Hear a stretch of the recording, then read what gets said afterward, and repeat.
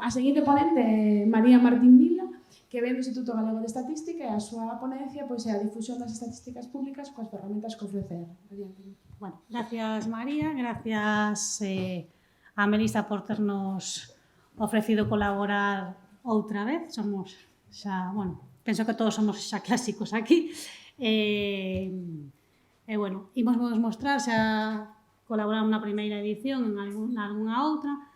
Bueno, houve cambios, sí, pero o importante é que seguimos empregando R na estatística pública, tanto para procesos como para difusión, non? Entonces, imos iniciar con unha pequena introducción de que é o que facemos e logo seguimos pasar aos informes automatizados, que son unha serie de informes que facemos para acompañar as estatísticas e que, bueno, levan bastante traballo, é un traballo que é agradecido porque o que tratamos é de difundir as estadísticas de forma adecuada, entón, estes informes son tipo, poderíamos asimilalos a unhas notas de prensa ou así para que a xente as poda consultar e sexa máis doado de entender. E logo temos un apartado de aplicación Shiny que vemos facendo xa dai tempo, pero que agora coa nova web que temos no Instituto Galego de Estatística ten máis peso e está en toda a web. E logo, por último, faremos unhas conclusións, vale? Entón, empezamos coa introducción. E imos ver que, bueno, no IGE temos tres formas principais de difundir a información. Unha é a táboa multidimensional, que se tedes consultado a nosa web é a forma clásica de difundir todos os datos en táboas que teñen selectores, cada un pode seleccionar as variables que quera e configurala a súa maneira.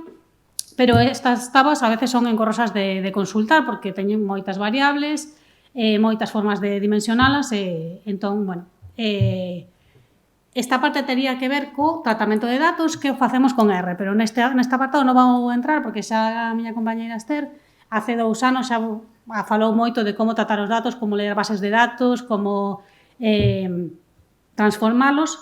E logo estas táboas multidimensionais o que acompañamos moitas veces coas operacións estadísticas propias do IGE son resumos de resultados. Estos resumos de resultados, o que falaba antes, que son como uns informes que beben directamente destas táboas de datos e xerámolos automáticamente.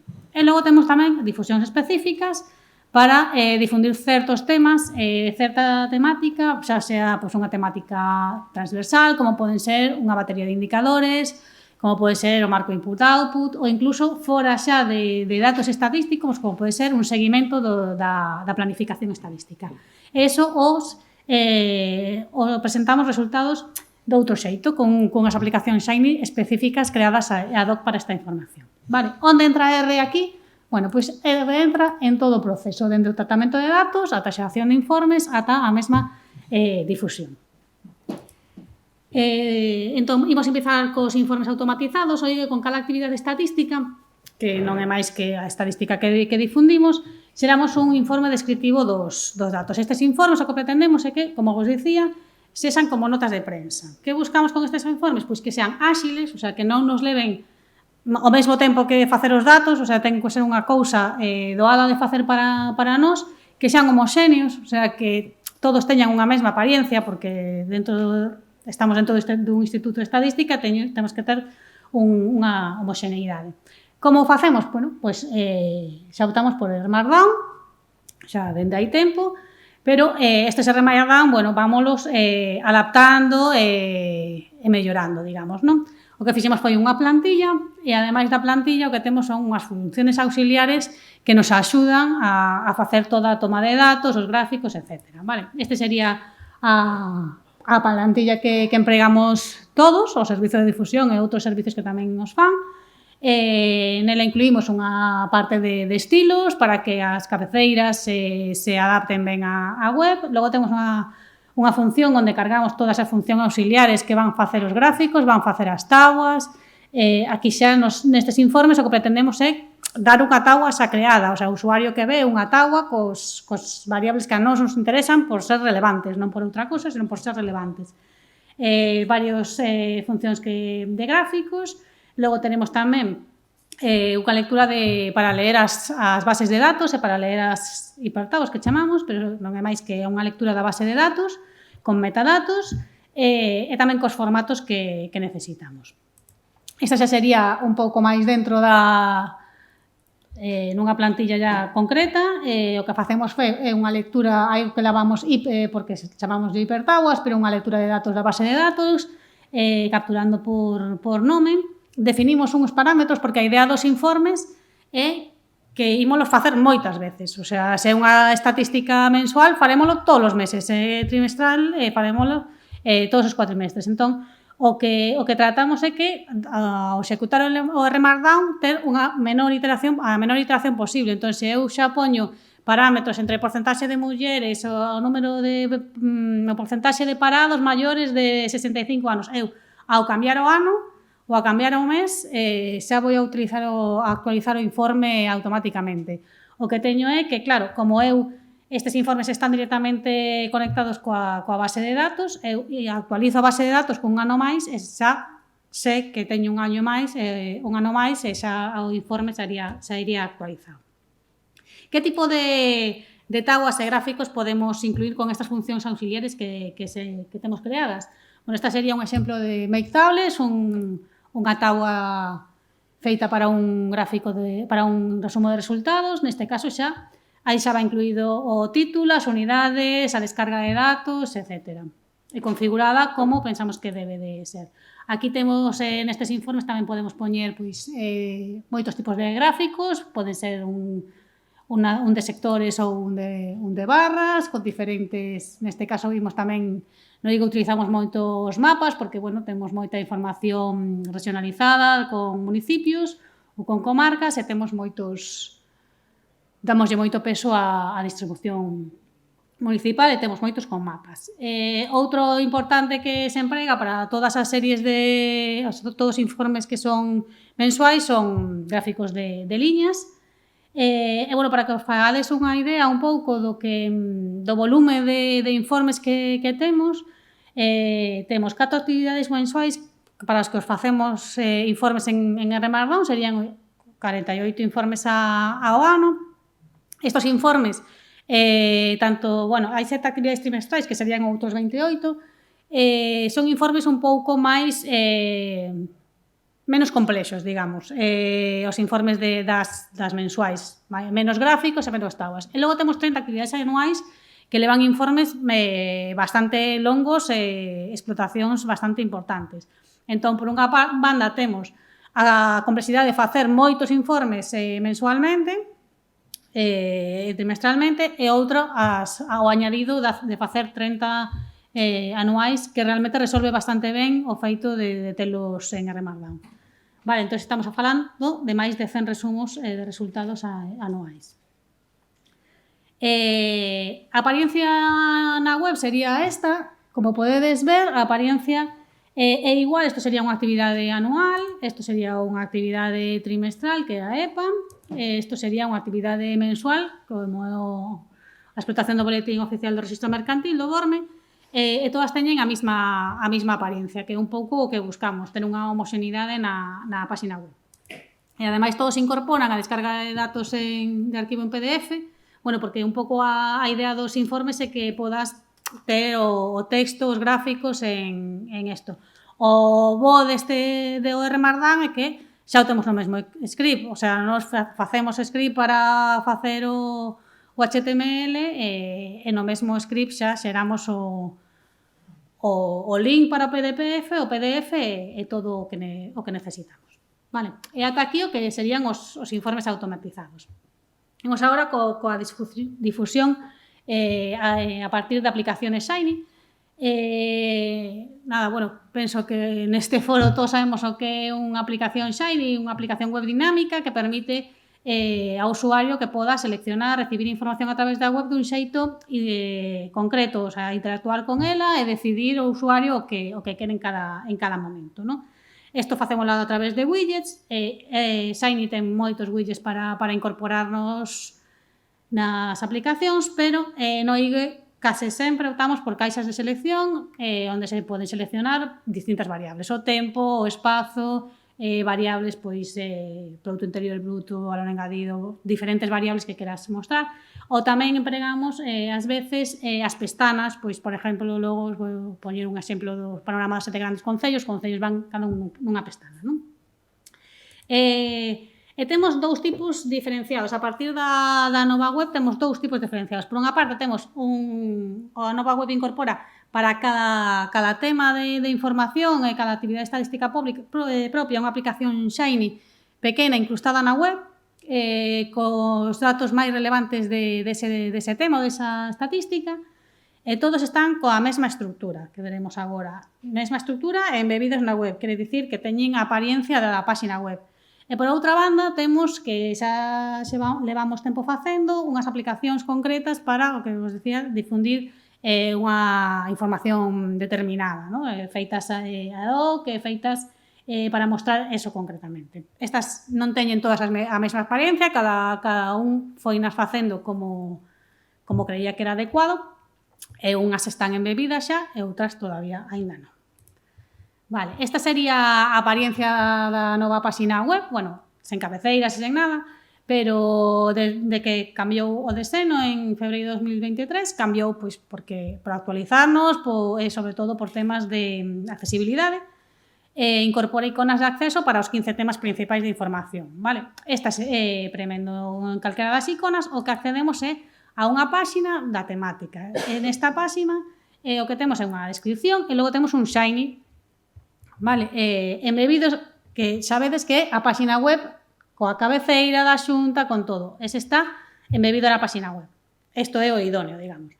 Estes Shiny teñen todos a mesma estructura. Catro cadros de información que non permiten a iteración do usuario, eses decidímolos nós, o que pensamos que é mellor, que é representativo, e poden ben ou ser simplemente un dato dunha táboa de datos, ou pode ser pois, un porcentaxe calculado a partir de varios datos, unha variable auxiliar que construamos, o sea, isto permite, non ten por que ser un dato que temos almacenado nunha base de datos, pode ser unha fórmula. E logo temos dous caixas no que incorporamos gráficos, calquer tipo de gráfico ou mapas. É importante dicir que estes gráficos e estes mapas calculámolos coas mesmas funcións que xa temos definidas e que empregamos todos no IGE para a facer os R-Markdown. O sea, as funcións que utilizábamos para facer as táboas e os gráficos dos R-Markdown, dos resumos de resultados, son as mesmas. Isto consigue dous obxectivos. Por unha banda, é máis sinxelo, porque xa temos definidas as funcións, xa sabemos todos como funcionan, que parámetros temos que meter, e por outra banda, ademais, a apariencia é común. Como vedes, aquí temos pois, un sector e un mapa, temos de liñas e unha actividade máis tipo serie de tempo, gráficos, ou máis complexos, como poden ser os que van nas contas económicas ou no marco input-output. Pero, bueno, todos, en principio, todos teñen a mesma estrutura. Logo temos aplicacións Shiny de difusión específica que, claro, a percepción do usuario é que saes da web e tes unha páxina diferenciada, non ten xa o logo da xunta, o logo da IGE, entón eso queda un pouco xa fora do contexto da estatística, da web. Entón, bueno, é un inconveniente. E aparte, ademais, ás veces, estas aplicacións, queremos dar información, é verdad que moitas veces sobrecargamos e a veces tardan en cargar a información, vale? Pero, pola contra, a verdade é que son visuales e son fáciles de consultar. Esta sería a do marco input-output, pero, por exemplo, esta é a dos indicadores da Axenda 2030, é unha aplicación moi vistosa, que ademais ten marcada un estilo e uns iconos xa predefinidos por Europa e a verdade é que é fácil de consultar consultando un obxectivo. O que temos é os indicadores que marca a Unión Europea e ademais, como o Shiny, ten a funcionalidade pois, de aportar gráficos, descarga de datos, etc. Vale. Cara onde imos? Bueno, imos a que as aplicacións estén dentro da web. Que quere dicir isto? Bueno, pois que lle das, aunque sexa un Shiny, a apariencia é que permaneces na web, está totalmente adaptada, vale? E ademais, o que intentamos conseguir é que a carga sexa o máis rápida posible, vale? Que non vexas que está aí. Como afrontamos isto? Bueno, afrontámolo de que nós, no noso ordenador, estamos acostumbrados a ter un UI, un server conectado coa base de datos e de aí damos ya run, consulta a base de datos e saca o resultado da aplicación.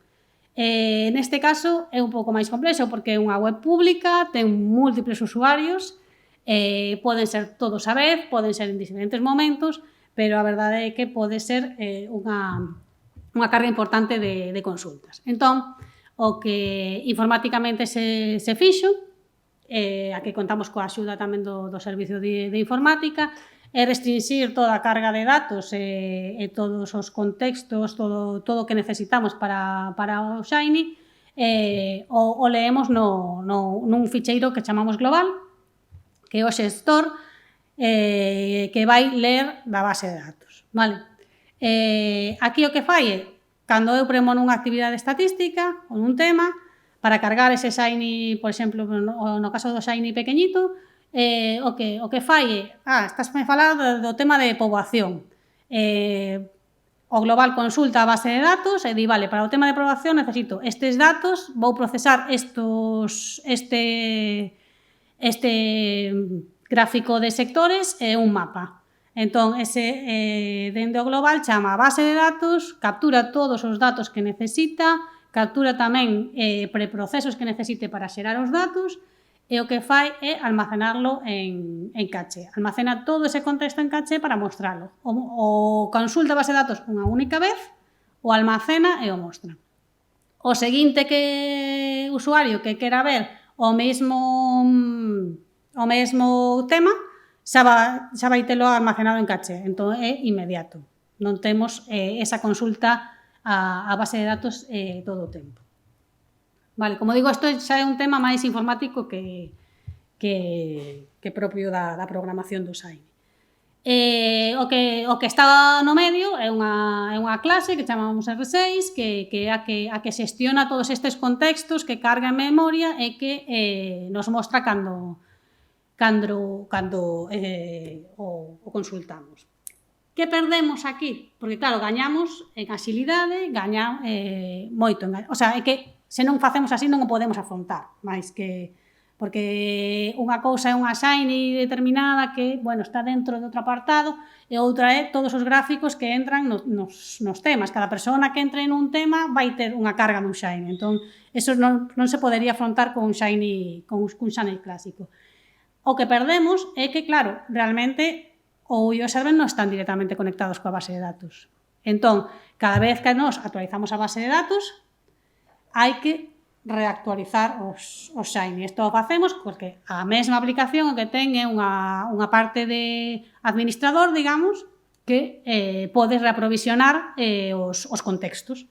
Entón, se xa temos consultado o contexto de poboación, pero cambiou o dato de poboación do ano, o que facemos é reaprovisionar e xa cargamos outra vez o contexto e a seguinte persoa que acceda xa o vai ter actualizado. Que pasa? Isto, bueno, pode parecer complicado, pero non o é, porque nos actualizamos a base de datos, con lo cual nos sabemos as datas de actualización da base de datos están marcadas, son públicas, entón, bueno, é un paso máis, pero é necesario, entón non nos supón máis problema, non? E xa por rematar, pois dicirvos que bueno, por que recorremos a R no IE? Porque permítenos deseñar produtos iterativos sen ter un manexo dos linguaxes de programación web como poden ter un programador. Ademais, conéctase directamente coas bases de datos que temos internas, como é no caso do R Markdown, e, bueno, no Shiny en principio tamén. Permítenos automatizar procesos e programar as cousas para non requirir un uso intensivo de personal para revisar os datos, xerar PDF, xerar Words, andar cambiando todos os textos. permite a descarga e impresión de información, porque, bueno, hai moitos usuarios que necesitan tamén ter algo impreso, e logo, bueno, é gratuito e está en desenvolvemento. Entón, a pregunta é por que non? Por que non o imos facer se está aí para todos e ten un bon desenvolvemento? Con isto, penso que termino en tempo, vale? Moitas gracias e, bueno, se tedes algunha pregunta...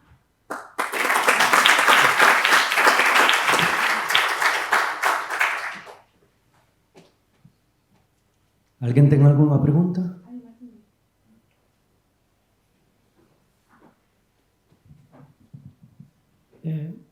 Hola. Hola.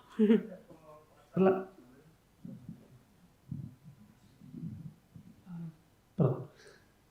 Yo la pregunta que tenía era que antes de llegar a ese punto en el que tenéis la estructura para tener esa automatización de los informes, teniendo en cuenta que luego están a disposición del público, es decir, no tenéis como un público muy específico, si tenéis algún proceso de tener feedback para ver si las tablas que estáis proponiendo o la información en general que consideráis vosotros importantes es realmente importante luego para el público que la está leyendo, o simplemente optáis por incluir todo.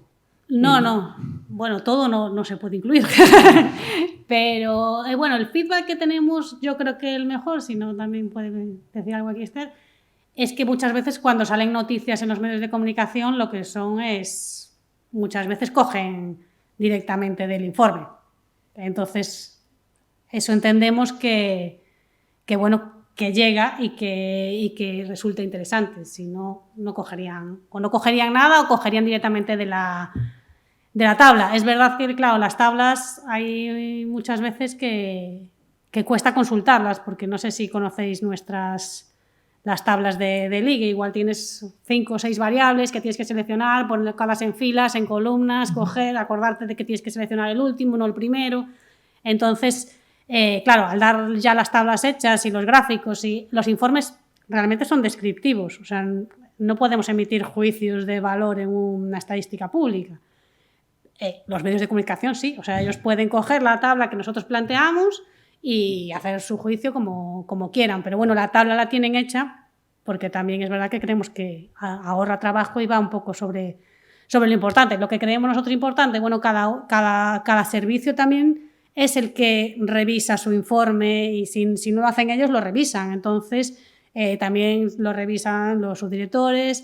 O sea, el informe va revisado. Si hay algo que creemos que no tiene sentido incluir, pues en un momento determinado se puede quitar o meter algo más. Por ejemplo, hay estadísticas pues que a veces aumentan. O sea, antes se hacía solo este trozo, ahora tenemos un poco más datos, se incluye otra variable nueva, se valora si hay que incluirla o no en el informe.